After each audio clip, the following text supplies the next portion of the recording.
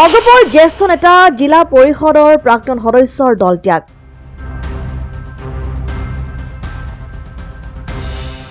কেন্দ্ৰীয় নেতৃত্বৰ বিৰুদ্ধে ক্ষোভ।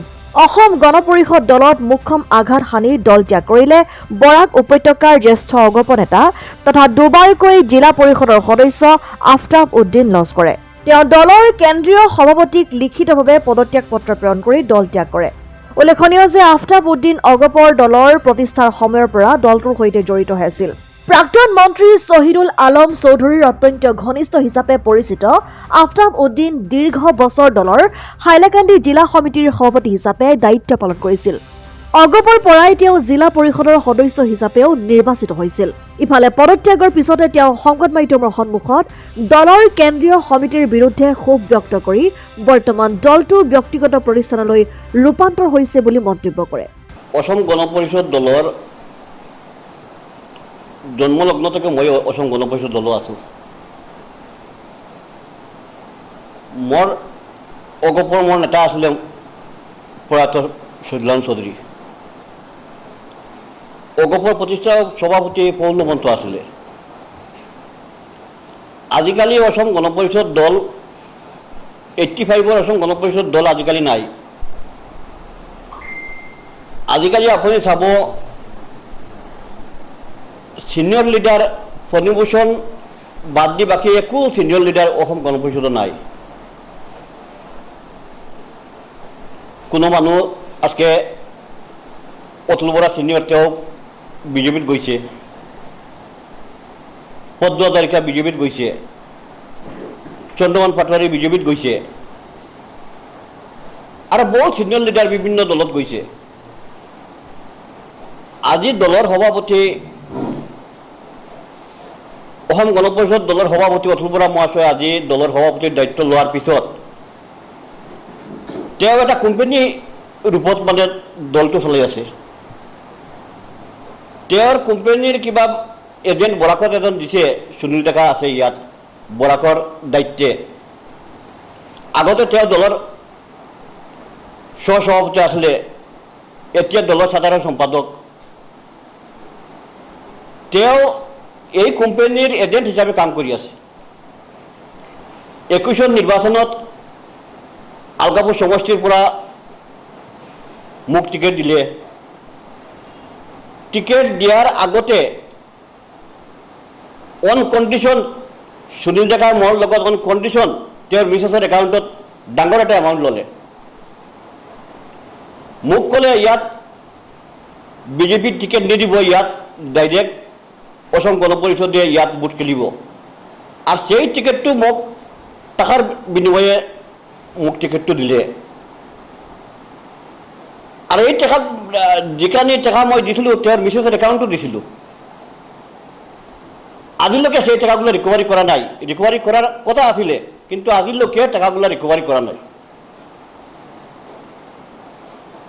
আজি চাওক, আপুনি চাওক, মই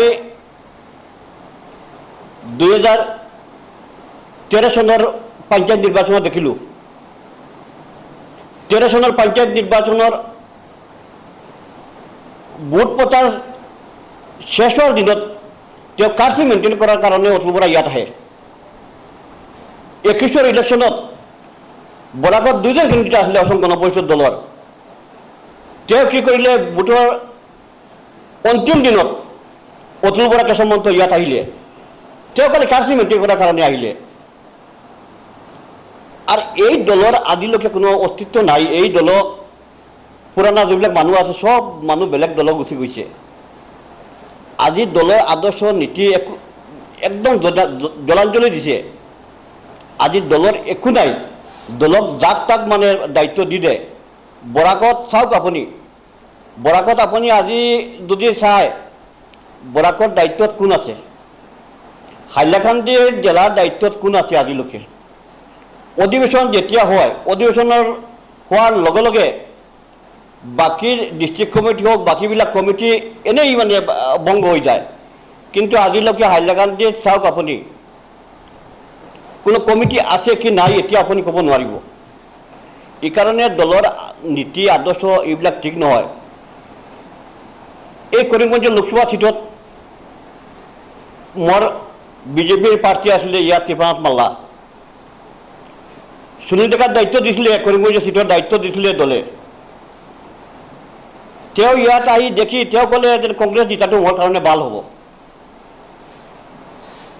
তেওঁ ক'লে কংগ্ৰেছ জিতাটো মোৰ কাৰণে ভাল হ'ব তেওঁ দলৰ জেনেৰেল ছেক্ৰেটাৰী হৈ মই সুধিলোঁ কি কাৰণে ভাল হ'ব বোলে বিজেপি অলপ মানে ডাউন হ'লে পজিশ্যনটো বিজেপিৰ অলপ বেয়া হ'লে মোৰ মানটো বাঢ়িব তেতিয়া মই বিজেপিৰ ওপৰত প্ৰেছাৰ দি কিবা মানে বাকীবিলাক মানে বিভিন্ন বেনিফিট ল'ব পাৰোঁ এনেকুৱা পজিশ্যন আজি দলৰ হৈ গৈছে মই সুনীল ডেকাক আপোনালোকৰ জৰিয়তে মই প্ৰত্যাহ্বান দিছোঁ তেওঁৰ মিছেছৰ একাউণ্টত যি পইচা লৈছিলে এই পইচাটো কেতিয়া মোক বেক কৰিব কেতিয়া বেক কৰিব আপোনালোকৰ জৰিয়তে সুনীল ডেকাক আহ্বান কৰিছোঁ মোৰ টকাটো বেক কৰাৰ কাৰণে বৰ ডাঙৰ এমাউণ্ট এটা আছে ডাঙৰ এমাউণ্ট হৈছে এইটো একাউণ্টত এইটোতো একাউণ্টত জমা আছে একাউণ্টত সুধিলে পাব মই পিছত মোৰ তাতে তথ্য আছে তেওঁ সুনীল ডেকাৰ মিছেছৰ একাউণ্টত পইচাটো দিয়া হৈছে মোৰ তাত বেংকৰ কাউণ্টাৰ ফল আছে টিকেটৰ বিনিময়ত টকাটো লৈছে অন কণ্ডিশ্যন ইয়াত বিজেপিৰ টিকেট নিদিব ইয়াত ডাইৰেক্ট এজিপি খেলিব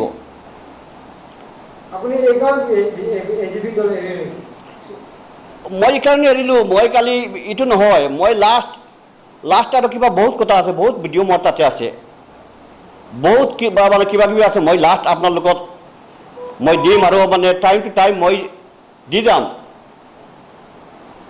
বহুত মোৰ তাতে বহুত ৰেকৰ্ড আছে মই টাইম টু টাইম আপোনালোকক মানে দি যাম চাওক এতিয়াও মই ঠিক কৰা নাই মই আলগাপুৰ যিমান অসম গণ পৰিষদ দলৰ যিমান সদস্য আছে মোৰ লগত যিমান থাকিব আলগাপুৰ পাব্লিক মিটিং কৰি একদম শপত খাই এজিপি দল ত্যাগ কৰি গোটেই মোৰ লগৰ মোৰ সমৰ্থক চবে গোটেই এজিপি দল ত্যাগ কৰি তাৰ পিছত ডিচিশ্যন ল'ম সেই মিটিঙত কোন দলক মই দাম হাইলাকান্দিৰ পৰা জনি দাসৰ ৰিপৰ্ট অসম টাইম